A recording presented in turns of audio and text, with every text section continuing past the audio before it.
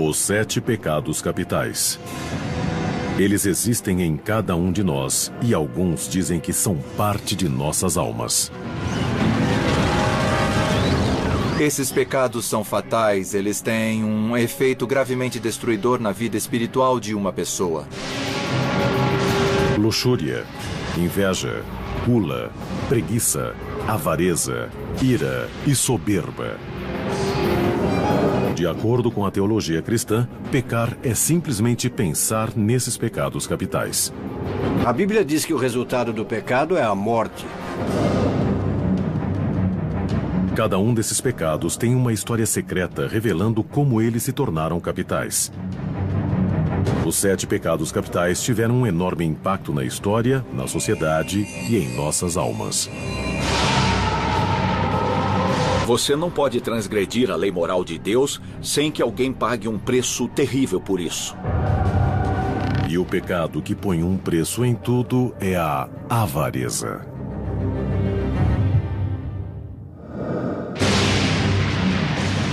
Os 7 pecados capitais são um importante conceito cristão. Contudo, eles não aparecem de fato na Bíblia Sagrada. Eles apareceram primeiro no deserto do Egito, mais de 300 anos depois do Novo Testamento ser escrito. Por volta de 375 d.C., um monge chamado Evagrius Ponticus fez um retiro em um mosteiro cristão. Lá, ele começou a catalogar as tentações da alma humana, criando uma lista das mais perigosas. Evagrius acreditava que podia resumir a lista a 8 terríveis tentações. E a avareza era uma das mais capitais. Evagrius escreveu que a avareza provinha da fome que apareceria em breve, das doenças que nos visitariam, do apuro da pobreza.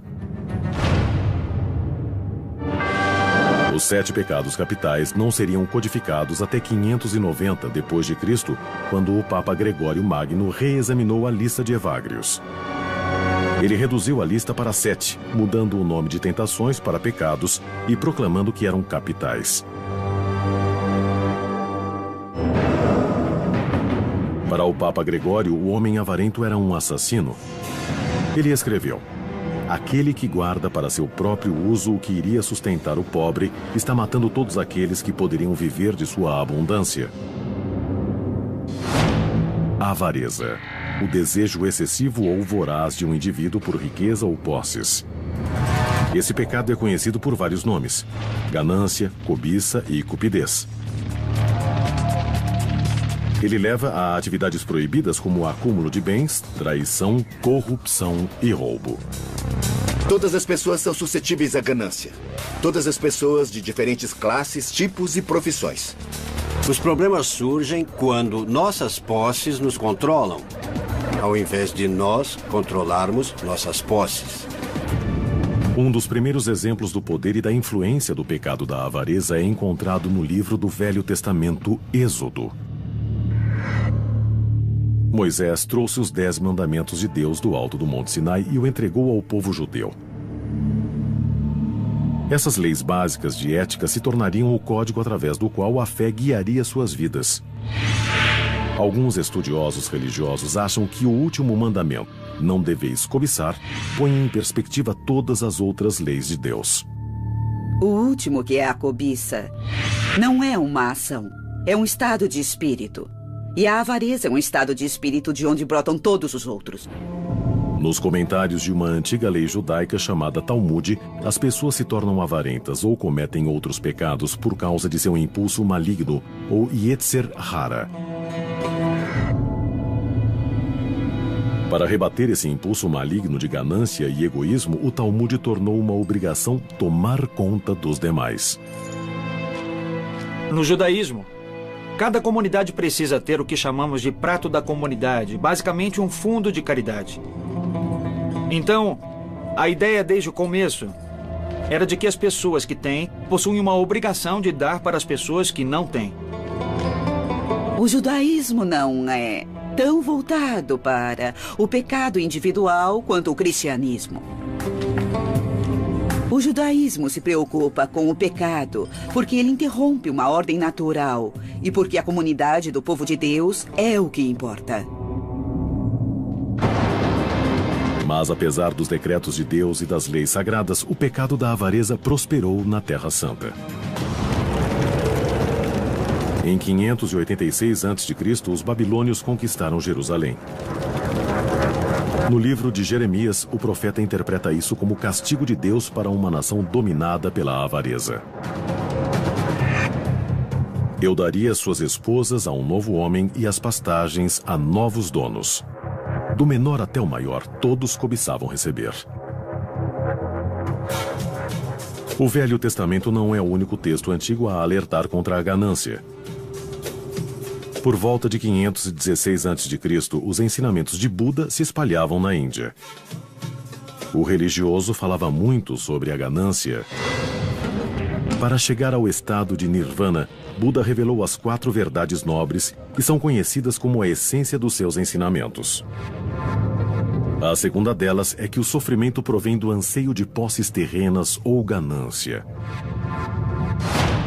A crença de Buda no karma também levou-o a acreditar que os gananciosos são castigados tendo de renascer como espíritos famintos. Há um reino chamado de o mundo dos fantasmas famintos. E são seres que não conseguem obter o bastante. E, como resultado, tudo se torna inadequado e nojento. Migalhas.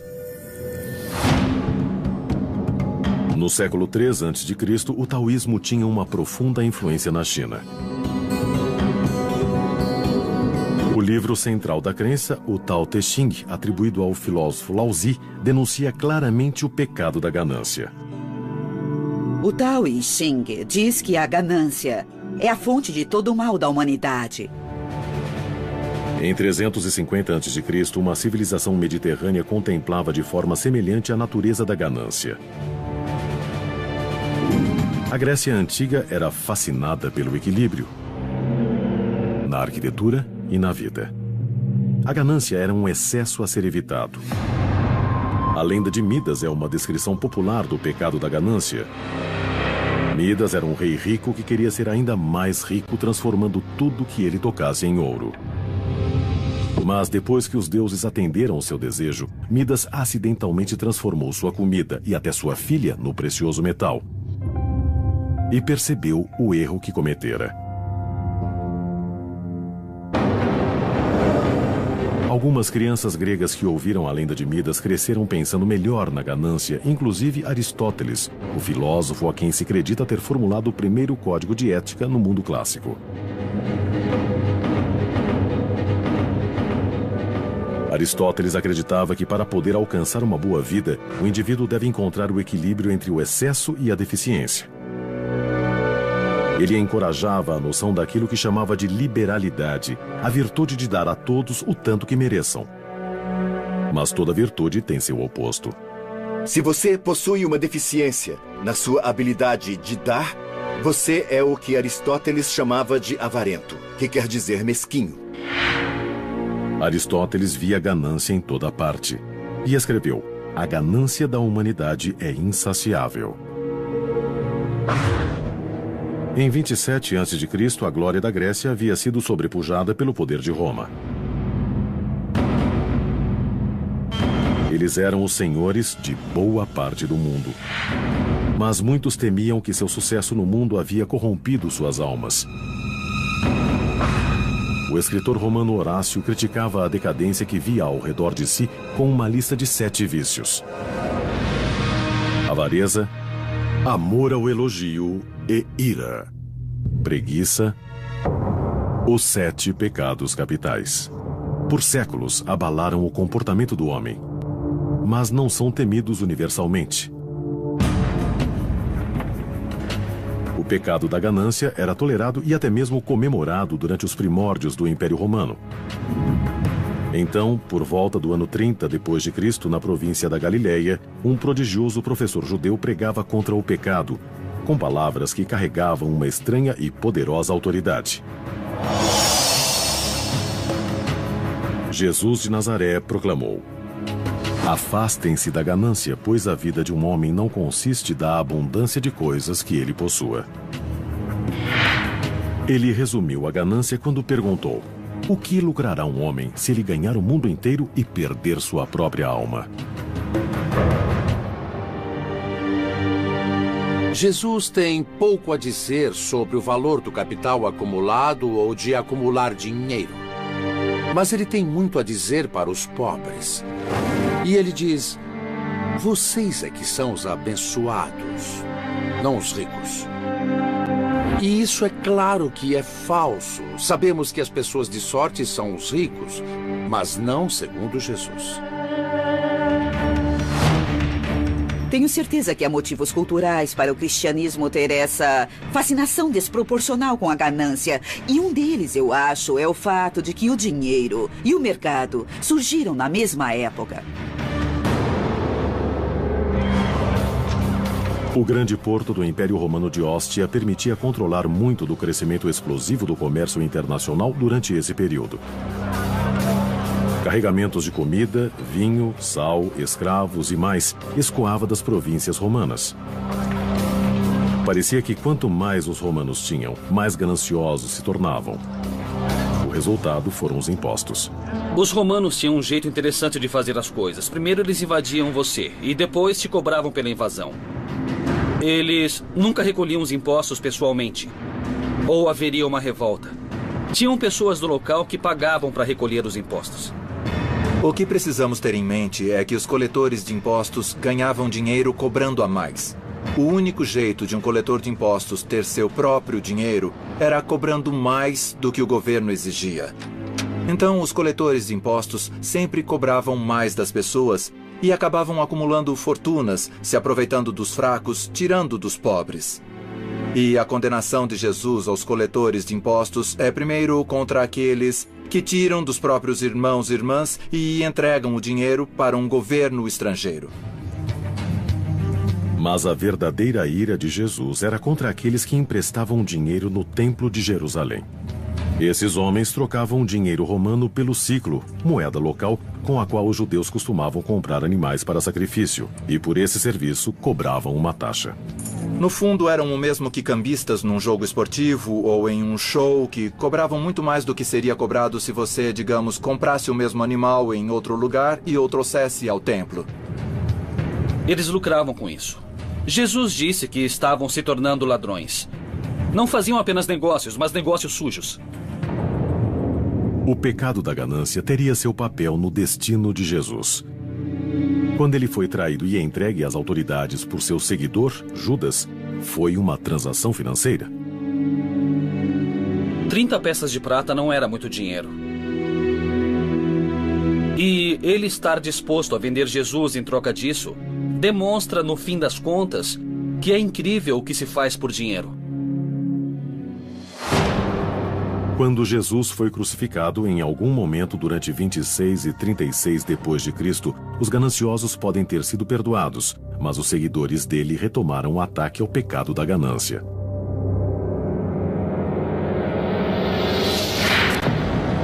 Jesus disse muitas vezes que o dinheiro era a raiz de toda maldade. Mas a frase vem da primeira carta a Timóteo, atribuída ao apóstolo Paulo. A famosa frase grega foi mal traduzida algumas vezes. O que Paulo realmente disse é que o amor ao dinheiro é a raiz de todo o mal. Não há nada de errado em ter dinheiro. É o amor excessivo por dinheiro que é a raiz de todo o mal. A ganância nos afasta dos demais seres humanos. A máxima de Paulo foi traduzida para o latim radix omnium malorum avaritia, que na nossa língua quer dizer: a raiz de todo mal é a avareza. Em algum momento, por volta do final do quarto século, começaram a escrever isso em forma de cruz. Então, tínhamos radix aqui, depois tínhamos omnia, malorum, avaritia. E o que tínhamos era R-O-M-A. E era o jeito deles de fazer uma crítica à política. Víamos isso nos muros como uma pichação. O nome latino para Roma tornou-se uma crítica secreta dos cristãos contra o Império, que acreditavam ter sido corrompido pelo pecado da ganância. Alguns cristãos acharam refúgio da corrupção do mundo romano em mosteiros retirados. Um monge, Evagrius Ponticus, criaria a primeira lista cristã dos pecados capitais. Sua relação dos 8 pensamentos malignos. Evagrius achava que o pecado da ganância era especialmente perigoso, porque mostrava um temor do futuro. Ele notou que muitos monges fizeram voto de pobreza. E havia uma tentação para guardar um pouco de dinheiro, porque você precisa de uma reserva para se garantir na velhice. Mas o problema da ganância é esse acúmulo de ter sempre mais. E mais nunca é suficiente. De quanto você precisa quando quer mais. Frequentemente, as posses são uma maneira de nos proteger contra as incertezas. Mas, no final, estamos destinados a uma existência que fica além dessa vida. Além de tudo contra o qual tentamos nos proteger. Então, existe o perigo de investir energia demais ou poder demais para o dinheiro. A lista de Evagrius de pensamentos malignos ficou pouco conhecida fora do clero. Mas em 400 d.C., um contemporâneo dele, um advogado que se tornou cético chamado Prudêncio, fez uma lista semelhante de pecados e a colocou em um livro épico, The Psychomachia, ou Batalha pela Alma. É uma alegoria do conflito entre o vício e a virtude que acontece em todos nós. The Psychomachia realmente demonstrou por quase 1000 anos o verdadeiro pensamento de Cristo. Prudêncio transformou cada vício e virtude num personagem dramático que consegue falar e sentir. Prudêncio era um gênio. Foi a primeira vez que se personificou o pecado. Isso faz parte do que é significativo aqui. Em The Psychomachia, os vícios e as virtudes lutam até a morte numa batalha épica. A personificação permitiu que pessoas leigas entendessem mais claramente o risco espiritual envolvido.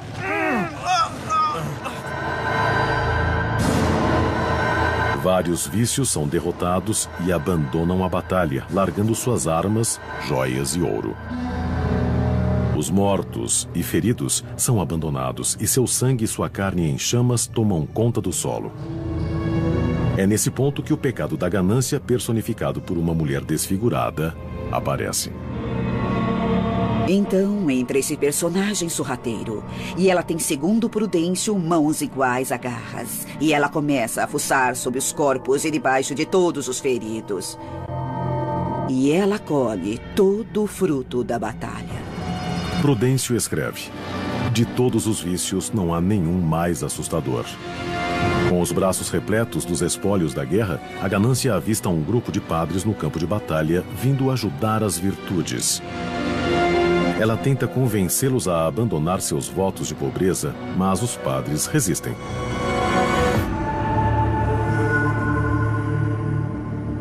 Vendo que não conseguiria vencer a batalha assim, a ganância apela para a dissimulação e transforma sua aparência. E ela se limpa toda e coloca um vestido novo, e ela se torna a frugalidade. A ganância finge que sua cobiça é porque está preocupada com o bem-estar dos filhos. No final, a ganância não obtém sucesso. E seus truques a levam à sua morte. The Psychomachia acaba com as virtudes, derrotando os vícios. Mas o pecado da ganância iria evoluir e continuar a prosperar, mesmo enquanto o Império Romano desmoronava ao seu redor. Durante séculos, o Império Romano havia seguido os 7 pecados capitais e tentado ignorar as consequências. Mas em 500 d.C. já era tarde demais. Os romanos, outrora ricos, haviam se afogado em dívidas e seu império, muito extenso, havia se despedaçado. A ganância e os outros pecados tinham ajudado a destruir o estado mais poderoso na história do mundo. A Europa mergulhou na Idade das Trevas. Os aquedutos não funcionavam direito. O sistema de esgoto piorava a cada ano e surgiu uma praga. Era um pouco parecido com o Holocausto australiano dos filmes de Mad Max.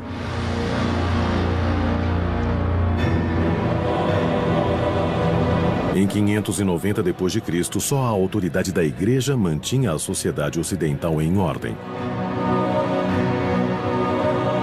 Nesses tempos temíveis e preocupantes, Gregório Magno transformou o grupo inicial de tentações dos monges de Evagrius na lista de pecados que conhecemos hoje em dia: luxúria, inveja, gula, preguiça, avareza, ira e orgulho. Os 7 pecados capitais haviam nascido e todos os bons cristãos precisavam conhecê-los e evitá-los. Acho que do ponto de vista da Igreja, você não pode ser ético se não conhecer algum padrão. Para uma pessoa da Igreja, a ética tem de se basear no seu compromisso com Deus. Os dogmas cristãos logo ecoariam numa nova religião daquele tempo, o islamismo. O Alcorão, escrito pelo profeta Maomé no século VII, é o texto central da fé islâmica. O livro diz aos seus seguidores que a jornada para dominar instintos básicos como a ganância é vital para se alcançar a pureza espiritual. Há uma metáfora na tradição islâmica que a pessoa gananciosa é alguém que se submeteu ao fardo de carregar essas coisas. E que a pessoa correta está livre da ganância.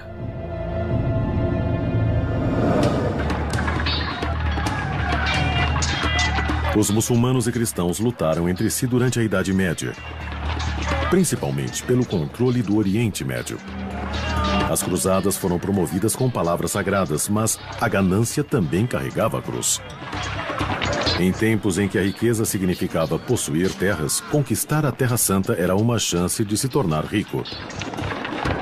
Talvez o mais conhecido dos cruzados, o rei inglês Ricardo Coração de Leão, encontrou sua morte pelo pecado da ganância. Em 1199, Ricardo atacou um castelo na França em busca de tesouros. Ricardo mandou seu exército para apreender o ouro, e durante o cerco, Ricardo foi atingido por uma flecha no pescoço. Ele morreu de gangrena, mas a causa foi o pecado da ganância. Os castigos para o pecado da ganância são muitos. Em 1306, os ingleses atacaram os rebeldes escoceses no castelo de Kildrummy. Eles subornaram um ferreiro escocês traiçoeiro chamado Osborne. Ele começou um incêndio que destruiu o abastecimento de comida dos rebeldes. Os ingleses tomaram o castelo e Osborne exigiu seu pagamento, tanto ouro quanto ele pudesse carregar. Os ingleses ficaram enojados com sua ganância, derreteram o ouro e o despejaram em sua garganta. Essa terrível morte na vida real ocorreu no mesmo período em que o italiano Dante Alighieri começou sua obra-prima, A Divina Comédia, criando castigos indescritíveis para os pecadores. Nossa noção do inferno não vem essencialmente das escrituras, é de Dante. A história começa com uma visão, quando Dante encontra o escritor romano falecido Virgílio, que o guia para as profundezas do inferno. Lá, ele vê o destino dos pecadores. No quarto círculo do inferno, Dante encontra os gananciosos. Eles empurram para frente e para trás, sempre, grandes pesos que podem ser tão pesados quanto o ouro que tentaram obter em vida. Dante os chama de doentes para dar e doentes para receber, os acumuladores de dinheiro e os esbanjadores de fortunas. Esses pecadores são os dois lados de uma mesma moeda. Ambos são incapazes de controlar seu dinheiro. E então, Dante e Virgílio descem mais fundo no inferno para o oitavo círculo. Aqui, ele encontra os padres pecadores que cometeram o pecado da ganância vendendo indulgências. Indulgências eram basicamente cartas de perdão do Papa. Um pecador comprava uma indulgência que supostamente encurtaria ou até eliminaria seu castigo na vida após a morte. A prática indicava que a ganância agora era uma parte aceitável do exercício da igreja. Dante pune os padres que lucravam com a venda da salvação, enfiando-os de cabeça para baixo no inferno, seus pés incendiados, o inverso do ritual de batismo. Dante e Virgílio seguem para o purgatório, um local de tormento para aqueles cujos pecados podem ser perdoados. Na doutrina católica, o purgatório é um lugar onde os pecados são purificados. Os pecadores devem sofrer, mas eventualmente serão recompensados depois de seu castigo com a promessa do paraíso. Quando Dante chega ao purgatório, a primeira coisa que ele vê são aqueles que têm permissão para estar no purgatório por causa do pecado da ganância.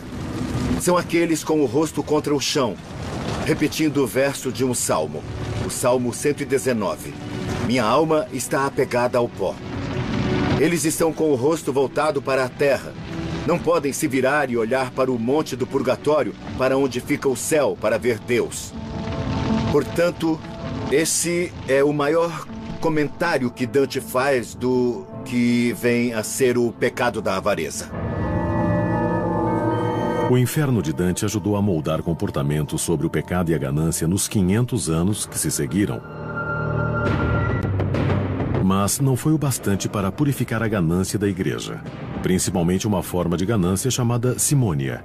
A simônia era a aceitação de pagamento por serviços eclesiásticos, como a confissão. Por muitos motivos, essa é a pior forma de ganância. Quando a religião estabelecida, quando a instituição em si mesma começa a agir com ganância, não há maneira de se redimir. A crença que se desenvolveu na Idade Média é de que o motivo pelo qual alguns religiosos cometiam os 7 pecados capitais era porque estavam possuídos por demônios. A ganância estava se tornando tão difundida que tinha seu próprio demônio. O nome dele era Memon. Os cristãos conheciam esse nome do Sermão da Montanha, quando Jesus alertou: vocês não podem servir a 2 senhores, Memon e Deus. Escolham um ou outro. Durante a vida de Jesus, Memon era um nome aramaico que significava riquezas ou propriedade. Mas a definição mudaria na Idade Média. Esse termo se tornou um sinônimo de diabo. No estudo da demonologia, Memon renasceria no pensamento cristão como um diabo, literalmente, a cria do inferno da ganância, o inimigo da caridade e o destruidor da paz.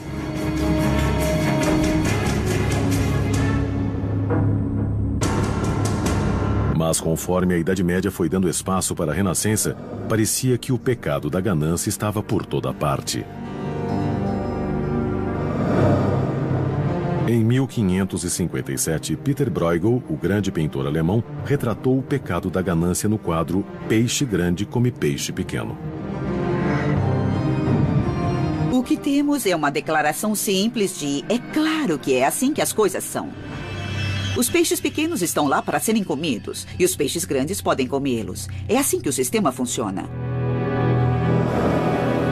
O capitalismo estava prestes a evoluir, e o pecado da ganância nunca mais seria o mesmo.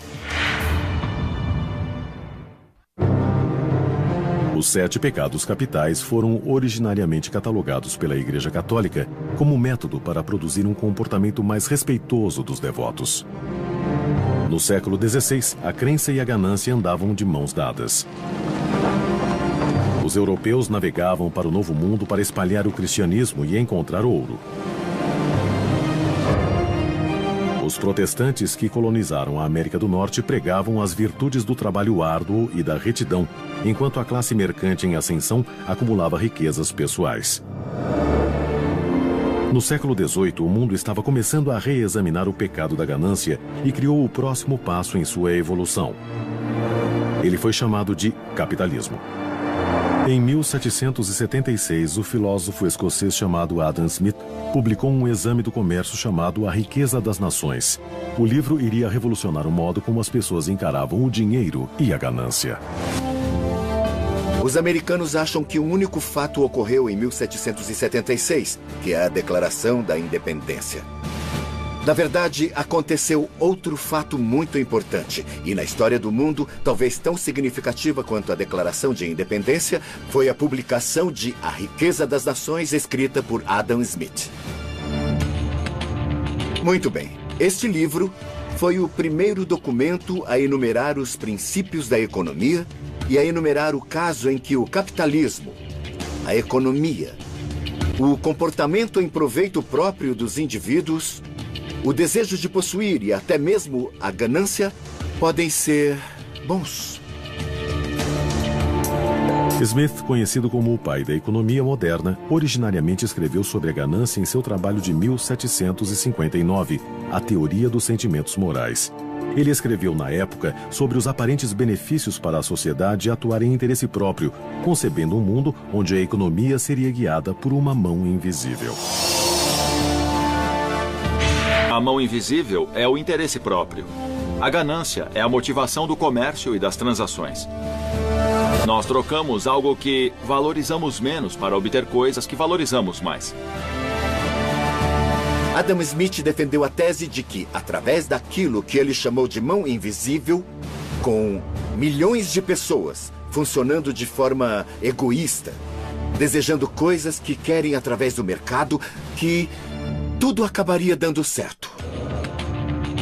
Smith complementou seu trabalho sobre a ganância com A Riqueza das Nações, onde ele escreveu sobre a busca do interesse próprio, dizendo exatamente que os humanos são atraídos pelo egoísmo e pela ganância.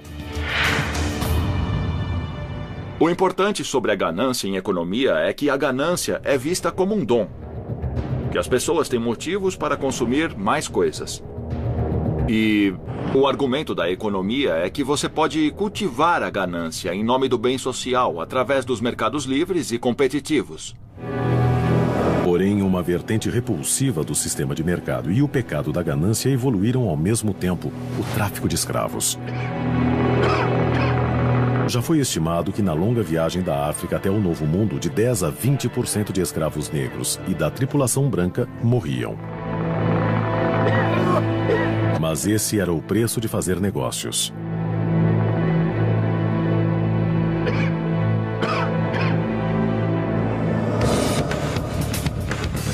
Em 1800, a Revolução Industrial causou outra mudança na concepção de ganância. A escravidão agrícola fora extinta pela Guerra Civil Americana, mas uma nova classe de pobres explorados se encontrava trabalhando em péssimas condições nas cidades com fábricas. No final do século XIX, os Estados Unidos emergiram como a nação mais próspera no planeta. Também fez surgir um ganancioso grupo de investidores que ficaram conhecidos como os Barões da Borracha.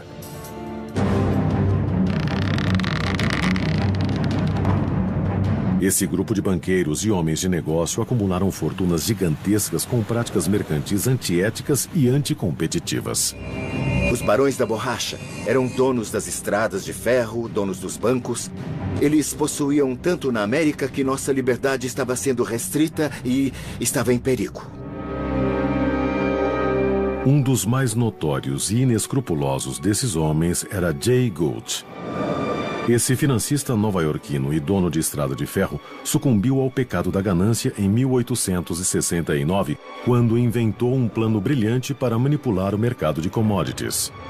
Primeiro, Gould incentivou o presidente Ulysses S. Grant a fazer o governo parar de vender ouro. Enquanto isso, Gould comprou secretamente uma grande quantidade de ouro em uma tentativa de encurralar o mercado. O preço do ouro chegou nas alturas, causando impacto no mercado de commodities e, o pior de tudo, o preço do trigo. Gould deduziu que o resultado seria um aumento no preço do trigo, forçando os fazendeiros do oeste a mandar mais para o leste nos trens que pertenciam a ele. Gould controlava tudo: o trigo, os trens e o ouro. Infelizmente para Gould, o presidente Grant percebeu o esquema e instruiu o governo a vender imediatamente $4 milhões em ouro, matando efetivamente os preços inflacionados. O plano de Gould foi por água abaixo. O relacionamento de Gould com o infame e ganancioso político Wall Street permitiu que ele escapasse da prisão. O pecado da ganância não parece ter afetado Gould nessa vida. Quando ele morreu, estimava-se que sua fortuna era de $72 milhões. Isso é mais que 1,6 bilhão em valores atuais. O capitalismo sempre carregou em si as sementes do excesso. E ele necessita que as pessoas sejam, de certa forma, ambiciosas, egoístas e, sim, gananciosas. Mas a era abastada dos barões da borracha não sobreviveria. O presidente Theodore Roosevelt, junto com a Suprema Corte, impuseram leis de antitruste que atacavam os homens que ele denominava de malfeitores do bem comum. Queremos um sistema capitalista, mas não queremos que fique tão concentrado nas mãos de poucos. E então, por exemplo, nas primeiras décadas do século XX, tivemos uma era progressista. Tivemos leis de antitruste que interromperam as grandes concentrações de fortunas, como as companhias petrolíferas e as estradas de ferro. Em 1911, a Suprema Corte ordenou ao milionário John D. Rockefeller que dividisse sua companhia petrolífera Standard, um monopólio que controlava 70% das refinarias americanas. A Standard se tornou 34 companhias separadas. As ações das novas companhias subiram depressa e, como Rockefeller tinha ações de todas elas, sua fortuna pessoal triplicou. Rockefeller se tornou o homem mais rico do mundo.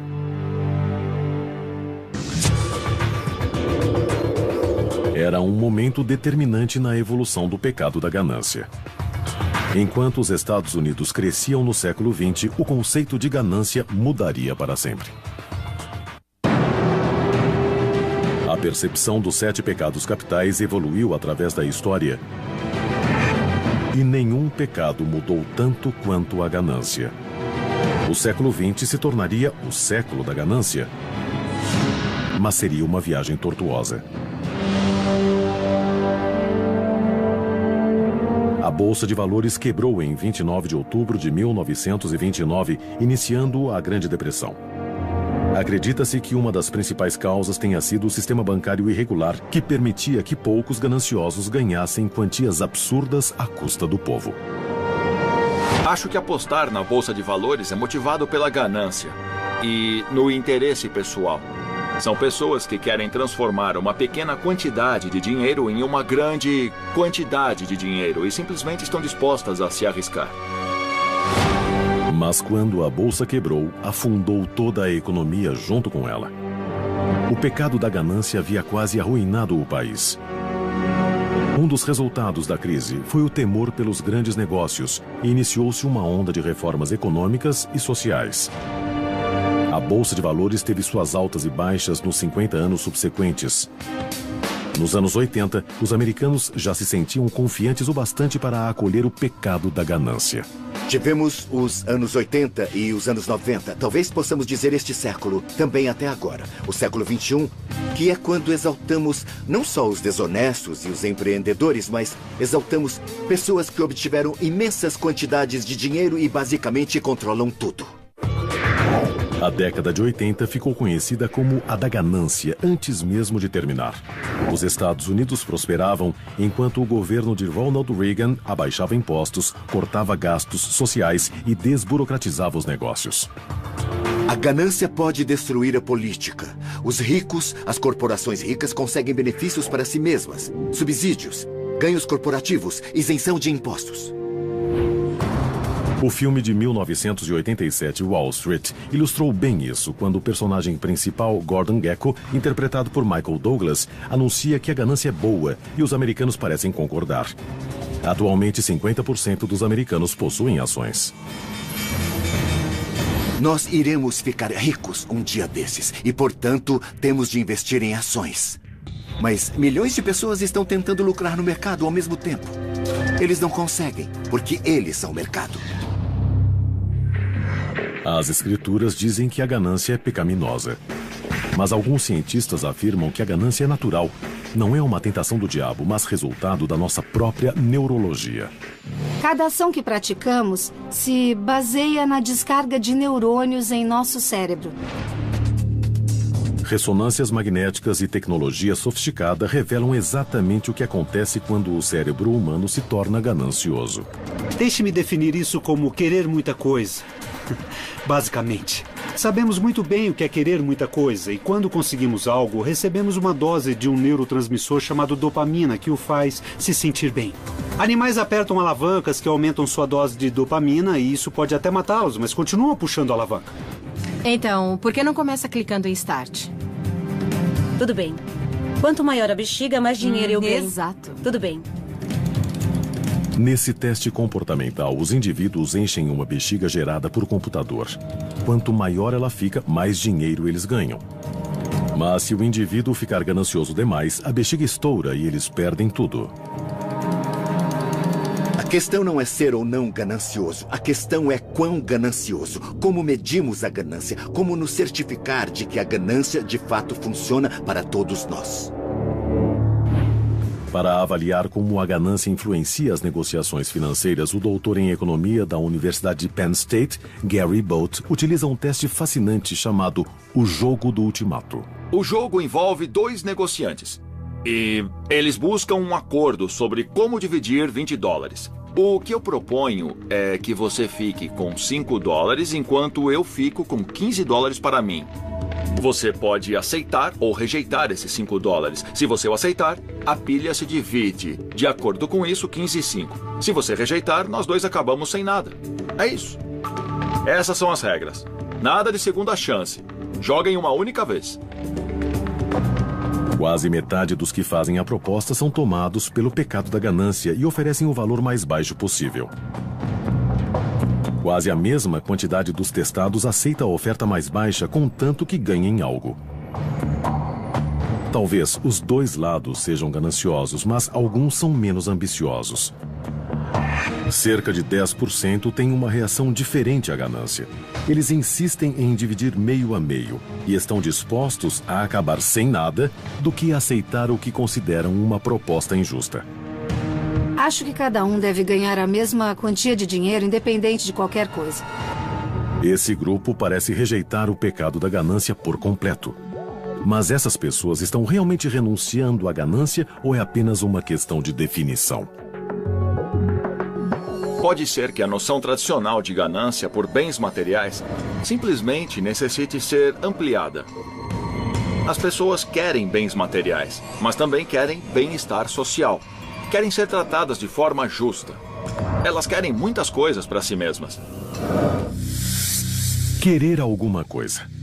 Esse desejo é a faísca que desperta o diabo ou o DNA é o maior responsável pelo pecado da ganância? Eu acredito que a ganância seja algo que todo mundo possua. Portanto, faz parte da constituição biológica. Mas se a ciência provar que a ganância faz parte do nosso DNA, isso realmente significa que não temos controle sobre ela? O Papa Gregório e Evagrius diziam que a ganância é maligna. Os barões da borracha e ícones de Hollywood diziam que a ganância é boa. Qual deles está certo? Independente da resposta, uma coisa é certa. Ganância. Nós nunca vamos derrotá-la.